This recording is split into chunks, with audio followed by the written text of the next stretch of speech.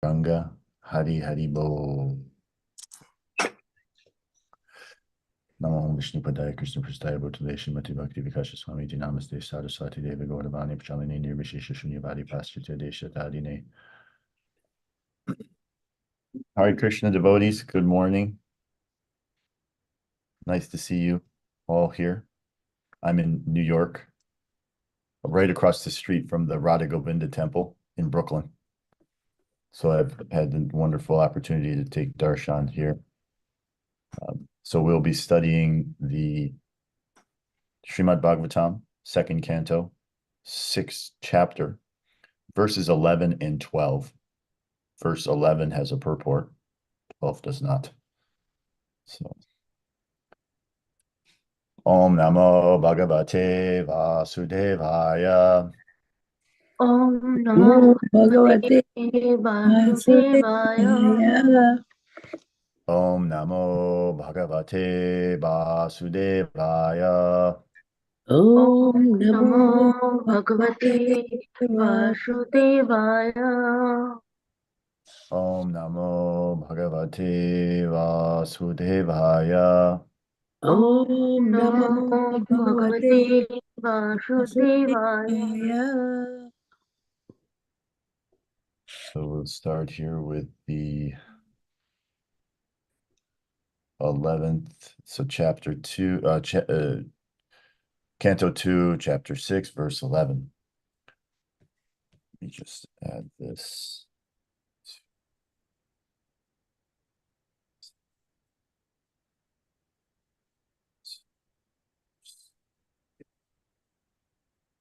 All right. Avyaktarasa sindhunam bhutanam nidhanasya cha udaram viditam pungsho hridayam manashapadam. Avyaktarasa sindhunam bhutanam nidhanasya cha udaram viditam pungso hridayam manasapadam. Avyaktarasa sindhunam bhutanam nidhanasya cha udaram viditam pungso hridayam manasapadam. Anyone else like to chant this verse? Hare Krishna. Avyakta rasa sindhunam bhutanam nidhanasya cha udaram viditam pumsho hridayam manasha padam. Hare Krishna. Hare Krishna. Avyakta rasa sindhunam bhutanam nidhanasya cha udaram viditam pumso hridayam manasa padam. Hare Krishna. Hare Krishna. Avyaktarasa sindhunam bhutanam nidhanasya cha udaram vidita pamso hridayam mansa padam. Hare Krishna. Thank you. Hare Krishna. Abhakta rasa sindhunam bhutanam nidhanasya cha udaram viditam pungsho hridayan manasha padam. Hare Krishna.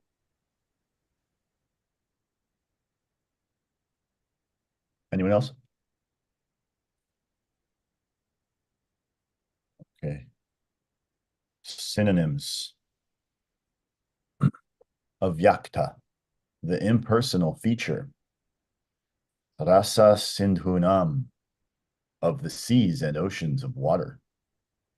Bhutanam, of those who take birth in the material world. Nidhanasya, of the annihilation. Cha, also. Udaram, his belly. Viditam, is known by the intelligent class of men. Pungsha, of the great personality. Hridayam, the heart. Manasa of the subtle body. Padam, the place.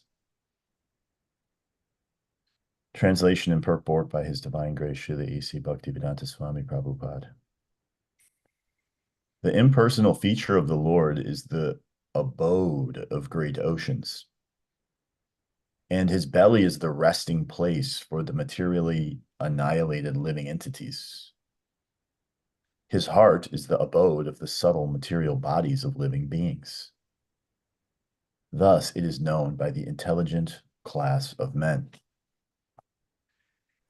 In the Bhagavad Gita purport, in the Bhagavad Gita 8:17-18, it is stated that according to human calculations, one day of Brahma is equal to 1,000 ages of 4 millenniums. 4 billion, well, no, that's 4,300,000 years each. And the same period is calculated to be his night also. A Brahma lives for 100 such years and then dies. A Brahma, who is generally a great devotee of the Lord, attains liberation after such a downfall. The universe, called the Brahmanda, or the round football-like domain controlled by the Brahma, by a Brahma, is thus annihilated, and thus the inhabitants of a particular planet or of the whole universe are also annihilated. Avyakta mentioned here in this verse means the night of Brahma, when partial annihilation takes place. And the living entities of that particular Brahmanda up to the planets of Brahmalok, along with the big oceans, etc., all repose in the belly of the Virat Purush. At the end of a Brahma's night, the creation again takes place, and the living entities reserved within the belly of the Lord are let loose to play their respective parts, as if being awakened from a deep slumber. Since the living entities are never destroyed, the annihilation of the material world does not annihilate the existence of the living entities, but until liberation is attained, one has to accept one material body after another, again and again. The human life is meant for making a solution to this repeated change of bodies, and thereby attaining a place in the spiritual sky, where everything is eternal, blissful, and full of knowledge. In other words, the subtle forms of the living entities take place in the hearts of the Supreme Being, and such forms take tangible shape at the time of creation. So we'll go on to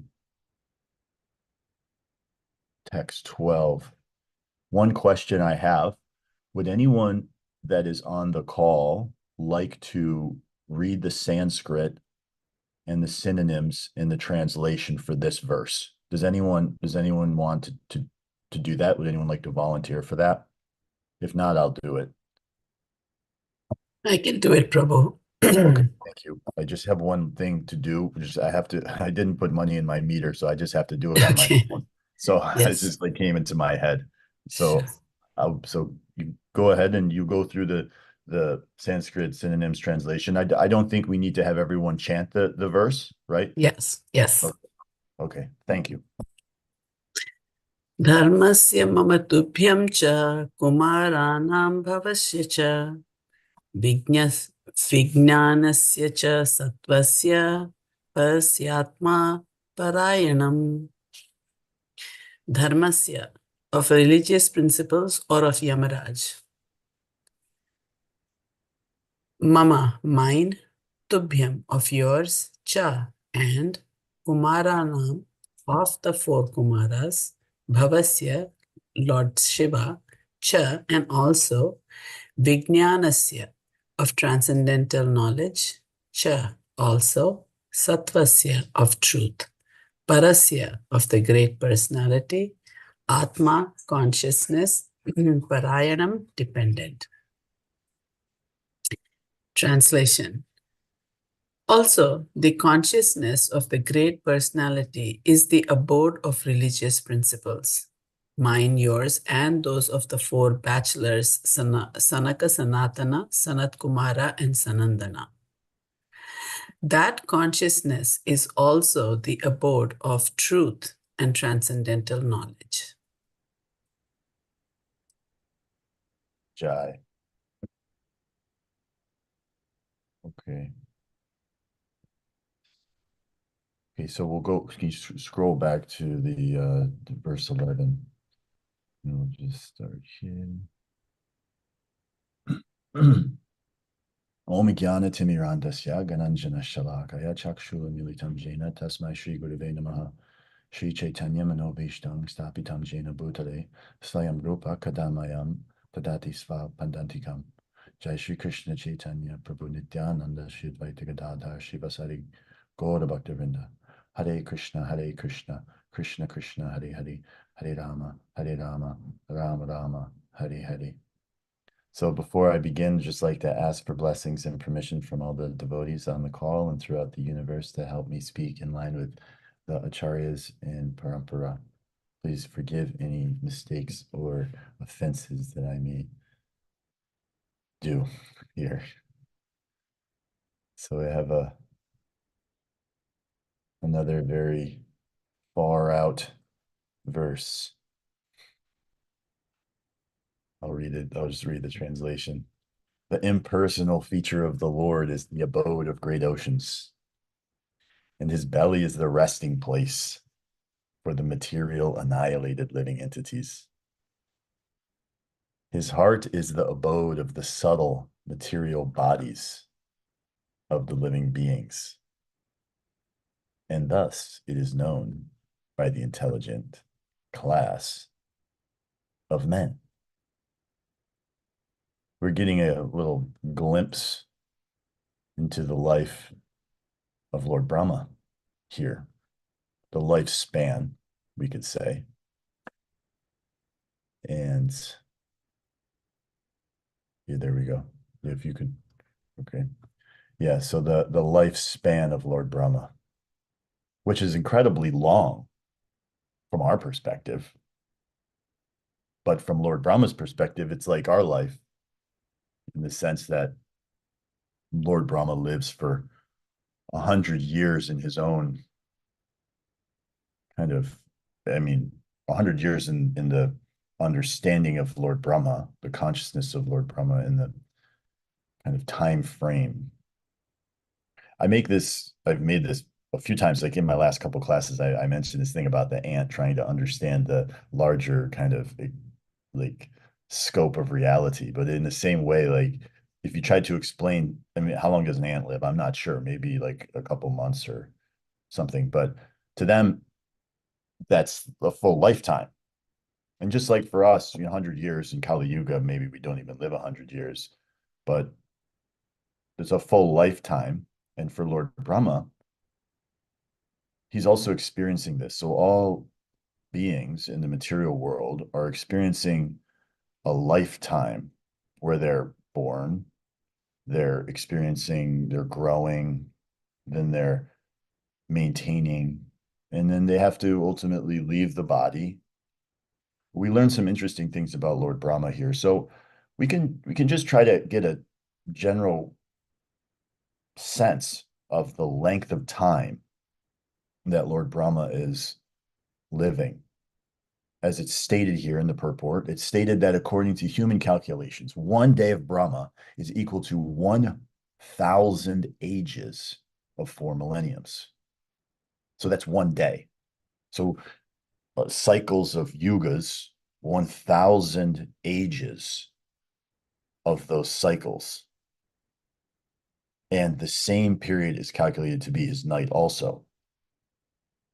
So this is like an incredibly long time frame.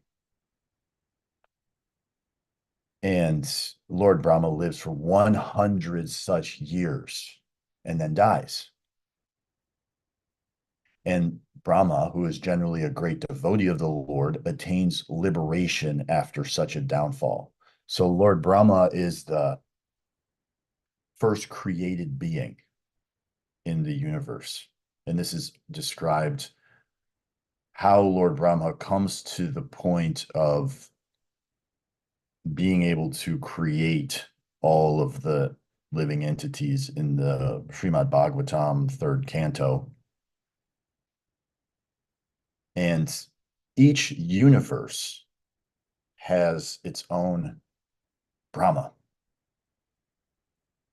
And interestingly enough, it's described in the Srimad Bhagavatam. So first of all, we mostly consider, those of us who are not born and raised in the understanding of Srimad Bhagavatam, that the universe is one. There's one universe, which is kind of the whole essence of the word universe, uni one, like where we're living.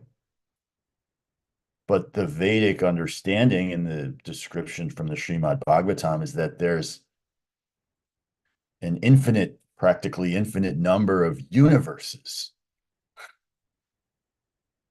clustered together in the material world, in the portion of Krishna's energy that is known as the material world is a cluster of universes. And inside of those universes, there are planetary systems, and there's administrators of each of from the top down. Krishna being, the CEO at the very top of every universe. But once you get into the material energy, you have Lord Brahma, who is the ultimate administrator within the universe. And this particular universe that we happen to be in right now.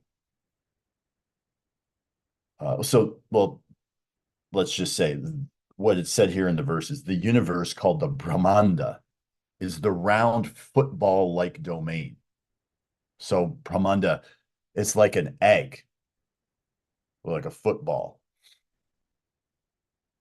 And on the outside of the universes, there are layers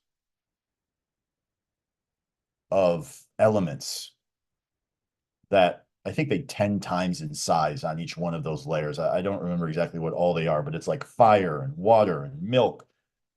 And to make it to the spiritual world as a yogi or as anyone who will ultimately, if we wanted to take the ascending process out of the material energy, we would have to formulate our consciousness through yoga practice to be so powerful that we can ascend out of the material world through the egg, through the Brahmanda. Then to get to the spiritual world, one would have to break through all of those layers of the material energy to get to the spiritual energy. So each one of these universes has, so as I was describing, so we have this universe that we're in, then we have an infinite number of universes. We may not say infinite, but a vastly huge number of universes. And what's described in the Srimad Bhagavatam and also in the CC, there's very, very awesome, well, the whole CC, which is the Chaitanya Charitamrita, which is the life of Lord Chaitanya, described by Krishnadas Kaviraj Goswami,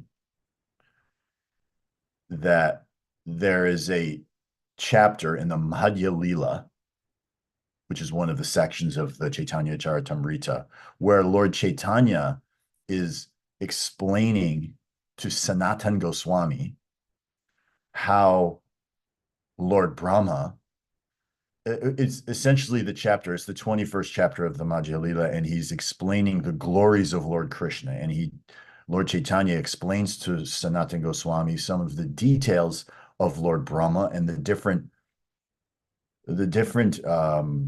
aspects of the different Lord Brahmas in the different universes. This will get to a practical point for our life, I promise. But this is really interesting stuff that we can meditate on and try to conceive And it's good to understand for our own kind of practice or our own just kind of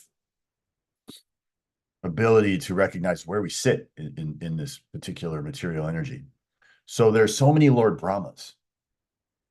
And this particular universe that we're in, and this Lord Brahma that we currently are kind of under the administration of, has 4 heads. And actually, this is the smallest universe.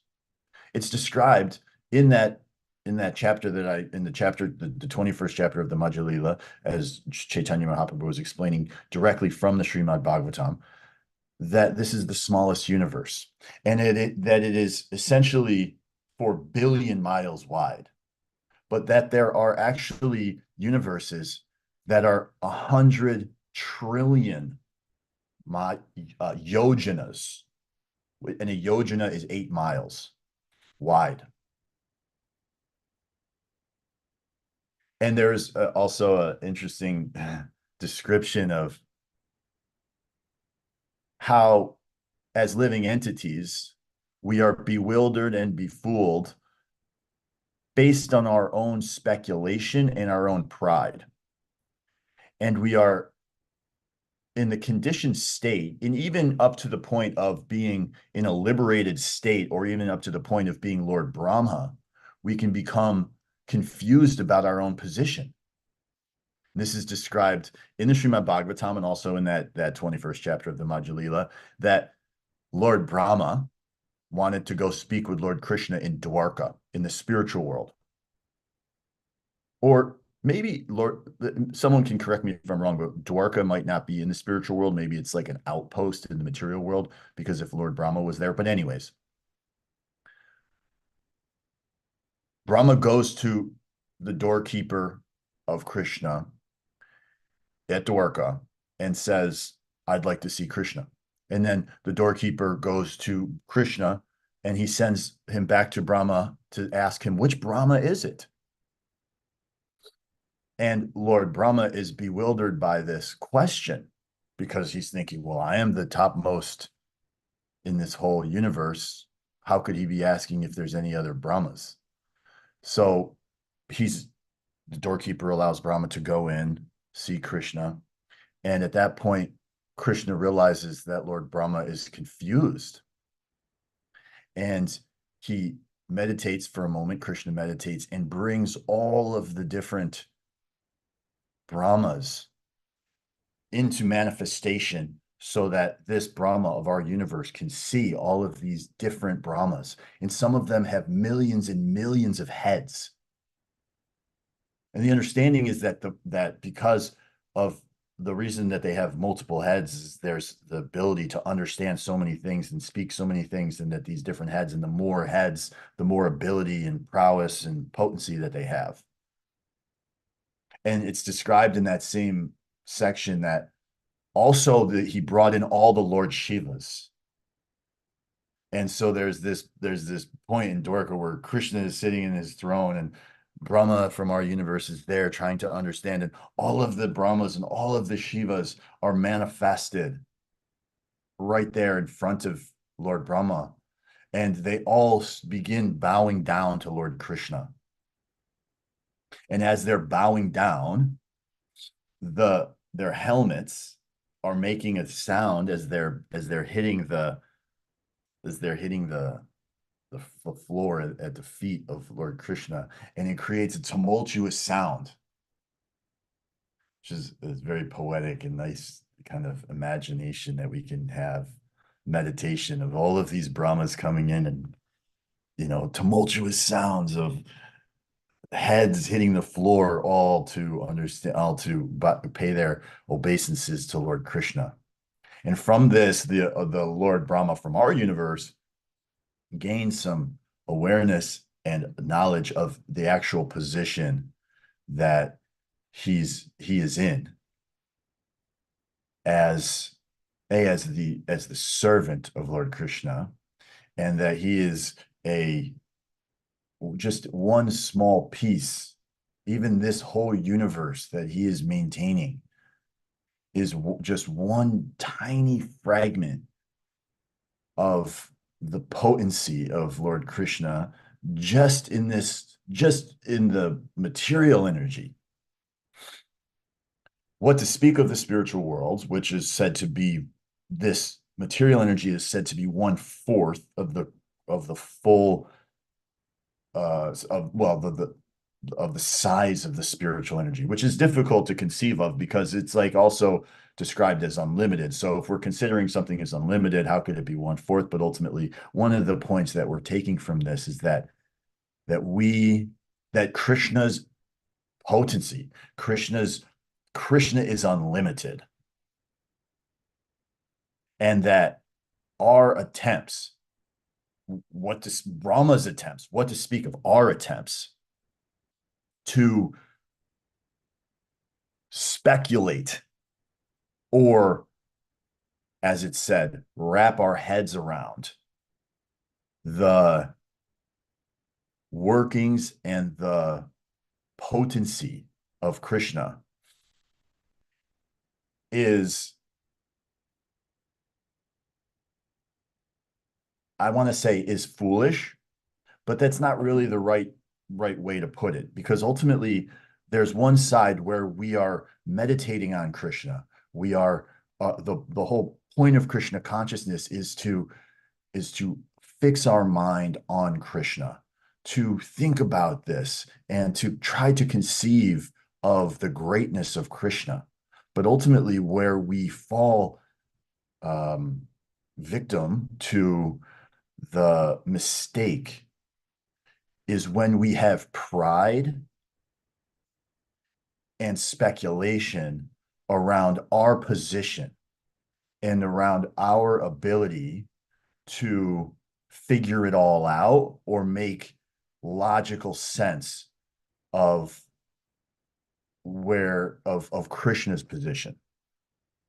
Because what can happen from there, like we've even see Lord Brahma, we see when he goes, he's in confusion around his position in terms of all the other Lord Brahmas. And we also see from Krishna Lila where Lord Brahma gets bewildered and he takes the cowherd boys from Krishna because he's in bewilderment.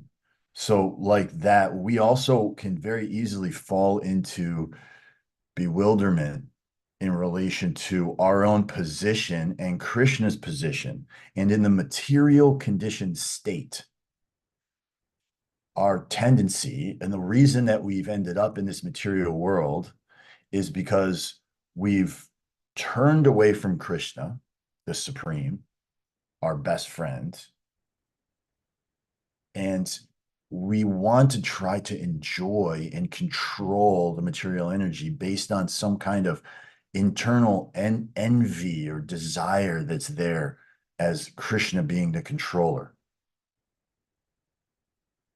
So in that sense, what happens is we turn away from Krishna, and this whole material creation, as it's actually described in this verse, in this purport, I mean, this material creation is created for us to try to live out those desires, to try to live out those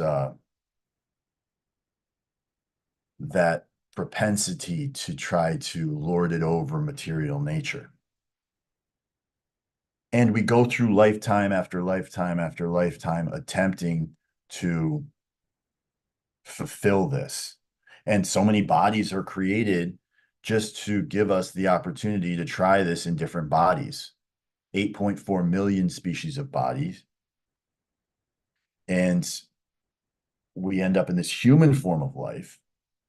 And in this human form of life, we have this very rare opportunity to actually recognize the position that we are in and turn ourselves back towards the source and turn ourselves back towards Krishna, who the source of happiness for us, to come back to Krishna as our best friend, as the controller of everything, or how you just put the proprietor, the owner, and the actual enjoyer.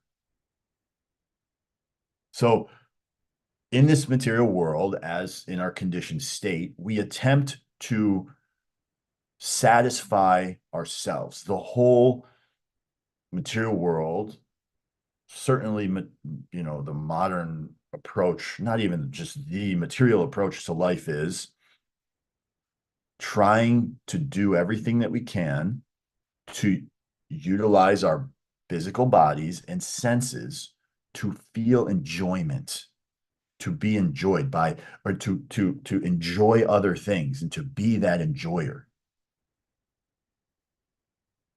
This is a fundamental flaw, and it is kind of like, it's not obvious in the beginning because it seems to make sense. If I do things, and I should try to do what I can for myself to enjoy. It doesn't logically make a lot of sense until we have some knowledge from a spiritual teacher that actually it's not about us trying to enjoy. It's about pleasing Krishna and doing everything for Krishna's enjoyment. So that's a fundamental philosophical shift in our understanding of what our approach to life should be. Shifting from being the enjoyer to doing everything for Krishna's enjoyment. And in that philosophical shift, that's where we can start to find real enjoyment for ourselves. Because when we attempt to enjoy with our senses, when we attempt to enjoy on our own, we're disconnected from the source, and we're ending up in so much frustration, misery, and madness. And we all can see that in the society today. How many billionaires are there? How many millionaires? How many people that have everything when it comes to financial resources, or that they can enjoy their senses however they want? They're not satisfied. They're left frustrated. And in many cases, they just go mad. Because without that distinction, without that different understanding, it's like the alternative isn't there. They have to just keep trying to enjoy, and you end up with no alternative. But the real alternative is turn back towards Krishna. You put your consciousness onto Krishna, and how can you enjoy devotional service? And then real happiness can start to awaken within us. And as we know, the soul, who we really are, is Sat Chit Ananda, or Krishna. Sat Chit Ananda Vigraha is full. So we're a part and parcel of Krishna. So in that we're a part and parcel of Krishna, we also have we are at our essence the same quality of Krishna. So many qualities Krishna has. We have them in minute quality, but at our core, who we are, the soul, the jiva, Sat Chit Ananda. We are full of bliss, full of knowledge, and we are eternal. And so we can experience that in having a connection with the soul, not in our repeated attempts to attain material satisfaction. So this is all. Lord Brahma can be bewildered. Of course, we can be bewildered. And so this bewilderment stems out of pride and ignorance. And I'll just keep reading the purport, we'll just go through it. Avyakta, mentioned here in this verse, means the night of Brahma, when partial annihilation takes place in the living entities of that particular Brahmanda up to the planets of Brahmaloka, along with the big oceans, all repose in the belly of Varat Purush. So there's an annihilation at some point. Well, it's described exactly right here. This means when partial annihilation takes place, this happens the night of Brahma. At the end of Brahma's night, the creation takes place again. So it's a cycle of creation and annihilation, creation, maintenance, annihilation. This is happening on a macro scale from a universal level, and it's also happening all the way down into a micro level, what's happening within ourselves as well. There's this, we're being created, we're maintaining, we're annihilating life after life after life. And it's in this purport, in the end of Brahma's night, the creation again takes place, and the living entities reserved within the belly of the Lord are let loose to play their respective parts as if being awakened from a deep slumber. So at the annihilation, this is all on this like macro cosmic level. When this universe is annihilated, the living entities, as it says right here, since the living entities are never destroyed, the annihilation of the material world does not annihilate the existing of the living entity. So even when this material energy, this universe is annihilated, we're actually the living entity is going into this slumber type state inside of the belly of the Lord. So until we come to the point of liberation, we have to go through this cycle on a macro level and on a micro level. So this is, it's very far out stuff on the macro scale. And for us to conceive of it is not fully possible. Like, we couldn't logically work it out. There's so many paradoxes in relation to this, and it could make someone who's very practical say, oh, this is, I can never accept this. This is too far out. This is too weird. But that would be like, the ant trying to accept that, a human being lives for 100 years. Like, no way. There's, try to understand that. Or so we don't want to be like, we want to be aware and cautious of our tendency to veer towards mental speculation and being proud of our own limited understanding of things, because we have this tendency to want to be the controller, to want to be the owner of things. And we think that because we are perceiving it, we are the center of the universe, and everything that we see, everything that we think is the right thing. And how could anything be beyond my comprehension? This is a demoniac mentality, but this is very common. But the purport goes on, Srila Prabhupada makes the mention here, which is the practical point that we can bring into our life. Very potent understanding of this. The human life is meant for making a solution to this repeated change of bodies, and thereby attaining a place in the spiritual sky, where everything is eternal, blissful, and full of knowledge. In other words, the subtle forms of the living entities take place in the heart of the Supreme Being, and such forms take tangible shape at the time of creation. So I was meditating on this last verse, these last two sentences in the purport, because they actually, how they are in. So Prabhupada says, in other words, the first sentence is, the human life is meant for making a solution to the repeated change of bodies, and thereby attaining a place in the spiritual sky, where everything is eternal, blissful, and full of knowledge. Then the next sentence is, in other words, the subtle forms of the living entities take place in the heart of the Supreme Being, and such forms take tangible shape at the time of creation. It actually, like, he's saying, in other words, but they don't seem like the same thing. But this is what we meditate on this, and the realization of it, the heart of the Supreme Being, our subtle forms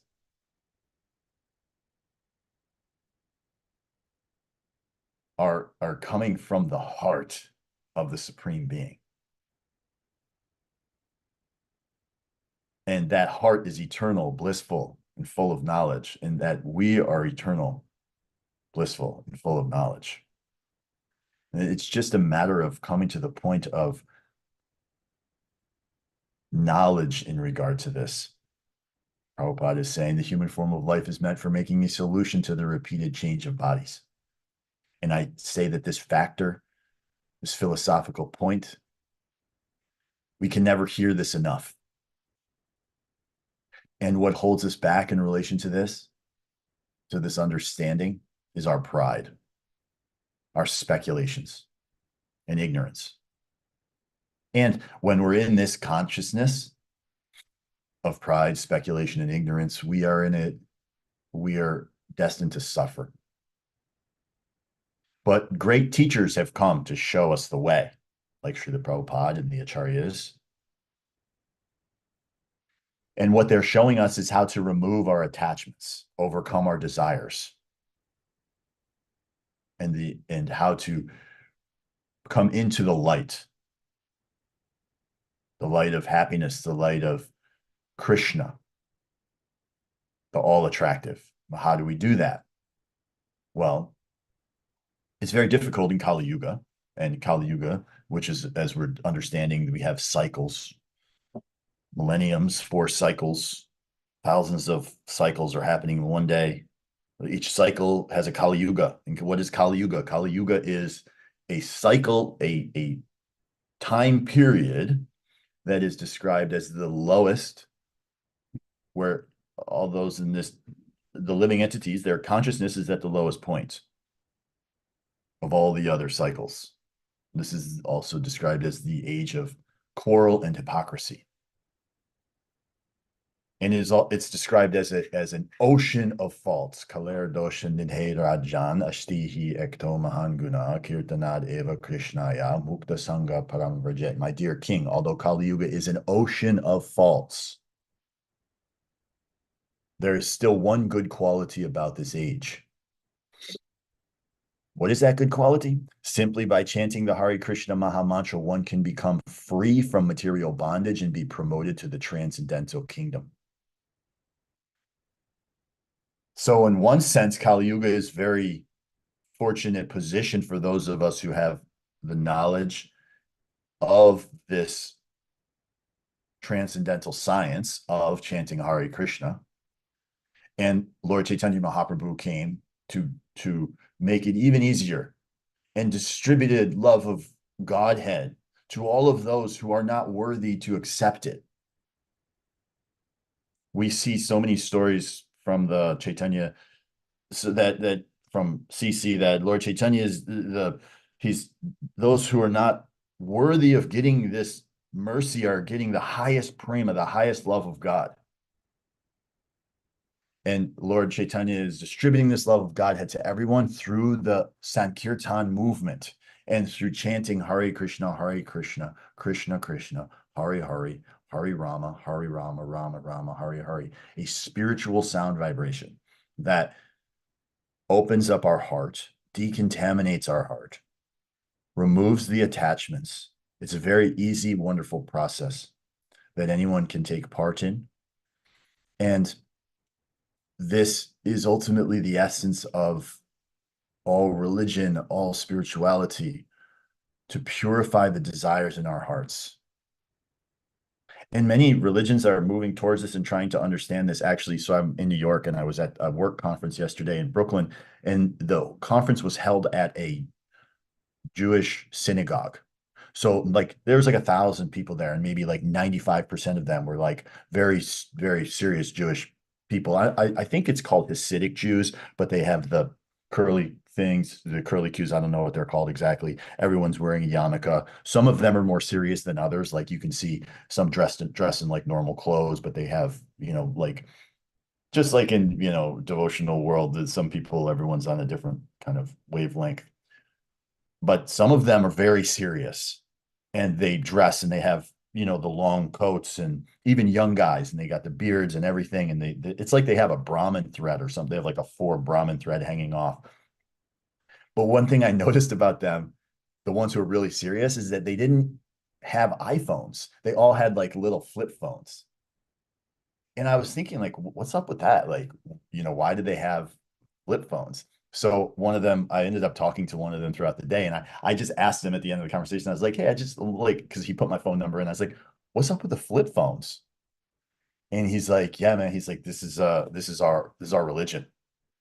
And I was like, well, like, what do you mean? He's like, well, we don't take we don't have the iPhones because it's too dangerous. There's too much possibility to be distracted and also going into the desires.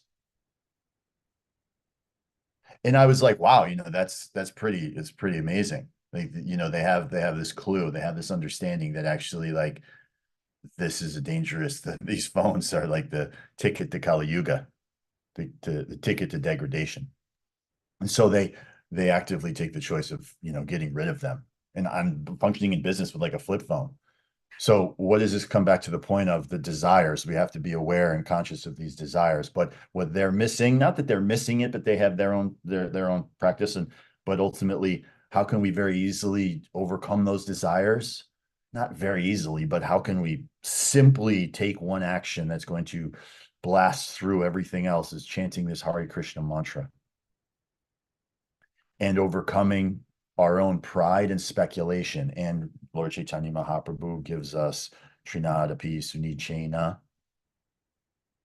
be more humble than a blade of grass and be more tolerant than a tree. We have to come off of this pride and be humble. So we're practicing this in our life. We're practicing this by chanting Hare Krishna, and we're trying to disconnect ourselves as a community, as individuals, from this materialistic mindset of be proud, be ambitious. I am the master. I can make my way in this world. Actually, we are all controlled by Krishna, even all the way up to Lord Brahma. We are all controlled by the energy of the Lord. And when we come to our senses, so to speak, when we come to our true transcendental intelligence and we get a little seed, as the Bhagavad Gita tells us, just a little bit of this knowledge will save us from the greatest danger.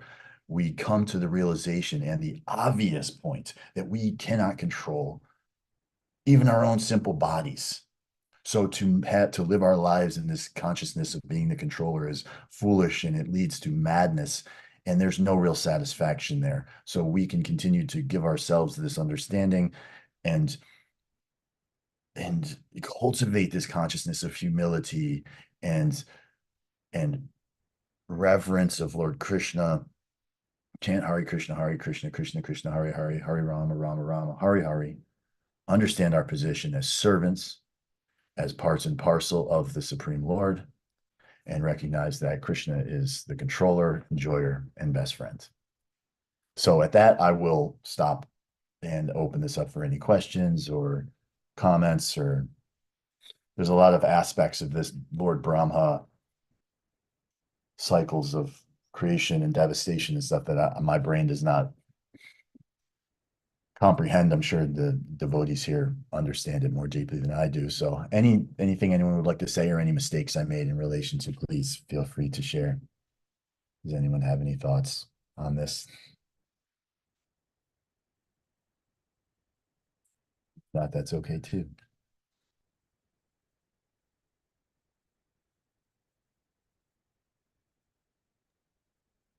Hare Krishna, Prabhu. Hare Krishna. Just like you said, I think wrapping my head around the size, the enormity of Krishna's creation is very difficult. I'm too tiny. What I am dwelling on more is, like you said, making a concerted effort to try and be more humble, and we say it, I say it all the time, but to actually try and practice. And that example about the iPhone and the flip phone is to be more conscious. Sometimes, I get the iPhone because that's what I need to do. That's the next phone that is there. And when I'm ready to buy, but to actually give it thought, to think about the choices I am making. Mm-hmm. And it is very humbling when you realize that you're not there. It's, and how much I also give into these desires. Yes. And that's the route to hell. It's Yeah. it is very humbling, and you realize how far. I realize how far I have to still go. Yes. Yeah. Well, coming from that position, well, recognizing that as, I mean, that is the place to start for us, right? Where we are weak Mhm. and but that we've come to this path and that we're making the attempts. No attempt is, there's no diminution or loss for us, even if we're not reaching the mark every single time. And I think that's an important point. And Krishna, and actually Srila Prabhupada gives this explanation too, that as long as we're not, doing this on the, thinking, oh, well, I'm chanting Hare Krishna or I'm in this devotional service, so I can just do whatever I want. And all my sins will be overtaken. Like if we're coming from a place, if we're not meeting the mark because of our own weakness and we're working towards coming back, it's important to not be discouraged in our practice and maybe just give up or something like that because we think, oh, I can never do this. It is a very high mark to come to that point of actually purifying all of these desires and purifying all of these subtle attachments, what to speak of the gross attachments that we have, that are ultimately so deeply seated in our hearts. And so yes, thank you for sharing that. And we should not be discouraged if we're not at the mark. I think the question of getting discouraged or the question of giving up is not there because of the gratitude I have for Srila Prabhupada and what he has done. I mean, if it was not for this movement, I don't think I would have even come to this realization. And so I owe it to him. I owe it to my guru to not give up, to not keep trying, and to not head in the right direction. So, I mean, there is a duty now, there is a responsibility. And you read these purports and you understand what Srila Prabhupada has given us. I mean, if it was not for him, this just would not have been the case. Right. And it's like there's so much mercy there, and we're getting this ticket in based on through Srila Prabhupada. Yeah. Like we're not qualified, at least I'm not worthy and qualified to even come close to this type of knowledge. Yes. And it's like somehow because of this mercy, that's why to me, like when I hear or see things or people are so foolishly criticizing Srila Prabhupada or something, which it's like it's such a, this just shows so much ignorance around like what Srila Prabhupada actually did and is doing for so many people. And it shows the ignorance of the material world. But I just in this regard, so yes, I what you're saying is wonderful, coming to Krishna consciousness and what you owe to Srila Prabhupada, keeping you connected. But I think people do fall away from Krishna consciousness. And I think sometimes it does happen where they're maybe discouraged. I mean, what is it like? Why would someone come and leave? Maybe they feel like they can never meet the mark. And in that regard, I just want to mention something that in studying for this verse, this came up. It's a lecture from New York on the CC, Chaitanya Charitamrita, and Krishna. And this is what Prabhupada says in relation to this chapter 62, 67, Majja Lila. He says, if we stick to Krishna consciousness, always think, this is directly Srila Prabhupada saying this. If we stick to Krishna consciousness, always thinking of Krishna as our protector, and take shelter unto his lotus feet, sincerely, then even if we fall down sometimes, not intentionally, but accidentally, because we are practiced to so many bad things. So it may be possible that even I take full care. Still, the influence is so strong, I may fall down. Krishna excuses such kind of fall down. Excuses. But if we intentionally think, oh, because I am in Krishna consciousness, because I am engaged in devotional service, oh, I can do any nonsense and Krishna will excuse me. No, not like that. Krishna will excuse you provided you do not do anything intentionally wrong.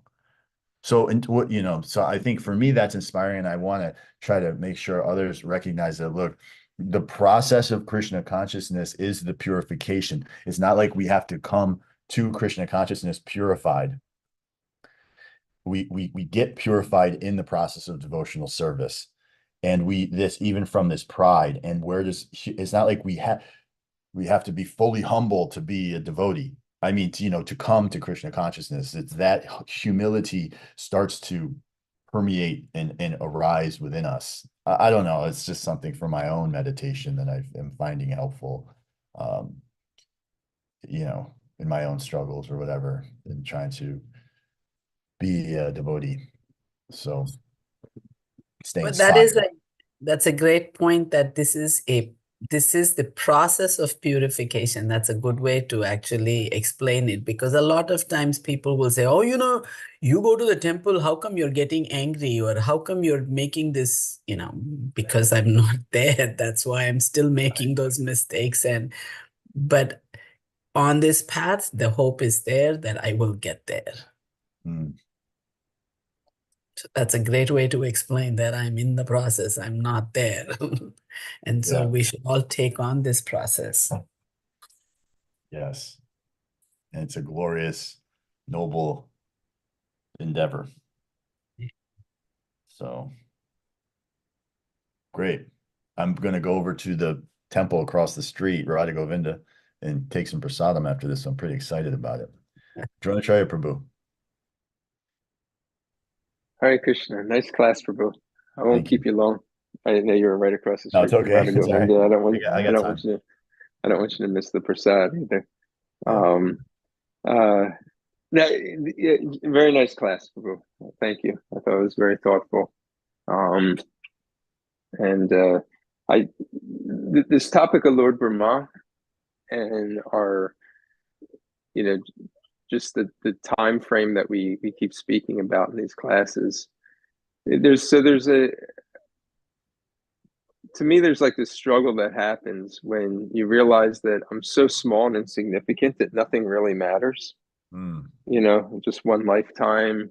This is just, what, 80 years in this course of, millions and billions of years of cycles and births. And I've had, multiple, different types of bodies and parents and children and experiences and occupations and dharmas and all these things. And yet I'm so concerned about this one lifetime and I'm so insignificant. But at the same time, we're supposed to take it very seriously, and the only reasoning out of this is that the only reason to take this so seriously is that we have the ability to escape this material world, to liberate out of this material world. Otherwise, it's just one out of what billion births. What's so special about this birth, other than in this birth, we have this opportunity to, by the mercy, of Srila Prabhupada, the holy name, to come out of this material world and go back home, back to Godhead. Like that's the only thing that gives life true value. Right. Anyway, it's very nice. I appreciated that your class and the example of the Hasidic Jews using the flip phones. Yeah. And I'm just trying to think of how as devotees we have this principle of yukta vairagya, and it can be very, it can be very. We have to be very careful because if we're not disciplined enough, on the basis of Yukta Vairagya, of utilizing renouncing through the process of utilizing in Krishna service. If we're not disciplined, we can utilize it in service of Maya also. Yeah. So like a devotee would say, well, I need this because I'm organizing, and I can bring up a spreadsheet on my cell phone, and I can, and then I can send out, something to watch YouTube videos of lectures of my Guru Maharaj, and Right. while I'm on the train, and I'm, I got all these, this app that keeps me, for reading Prabhupada's books, and like we can use it, and that's all great if we're truly using it, but we also have to be careful that on the other side that we're not watching rock videos or music videos that are going to take us deeper down into Maya, or watching just get caught in watching different types of distractions on social media. And that's like that's like the hard part of like innovation. You just reject innovation altogether, and you have the strength to dovetail it all into Krishna consciousness. Yeah. Anyway, these are just some thoughts. I thought it was a very thought-provoking class. Yeah. Great. Yeah, there's a lot I could say about that. And I think just we have to be sober enough to be able to judge our own position, which is ultimately one of the main points of the whole class, right? Is like being in a place where we can not be fooled into saying, oh, well, I can use my phone for this or that. But ultimately, we know what nonsense we're doing, and having the willingness to make the right choices. And yeah, so that on the point of the insignificance, also just like we can use that as like it can be depressing, but if we understand the larger purpose, they can say, okay, yeah, everything is insignificant. So everything that's happening, I know my purpose, but I don't have to be drawn into this. Whatever's happening in this current material manifestation is not as significant as I'm making it. So I can actually utilize that understanding to focus on the things that are really important. So thank you, Dronacharya Prabhu, for your kind words and your thoughts on the class. So, okay. Thank you all for coming. And see you next time. Panchakalpa. Just want just Yes, Prabhu.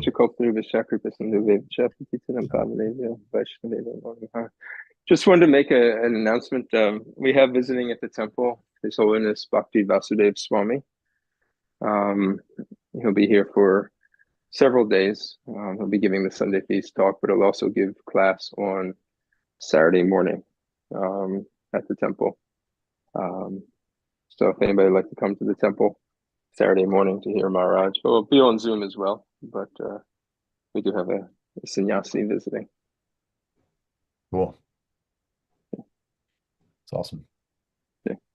Will he be there tonight, or is he going to be around for the class? Or yeah, no, he'll speak on Nectar of Instruction tonight. Nice. Okay. Yeah. Jai. Hare Krishna, everyone. Yeah. Hare Krishna.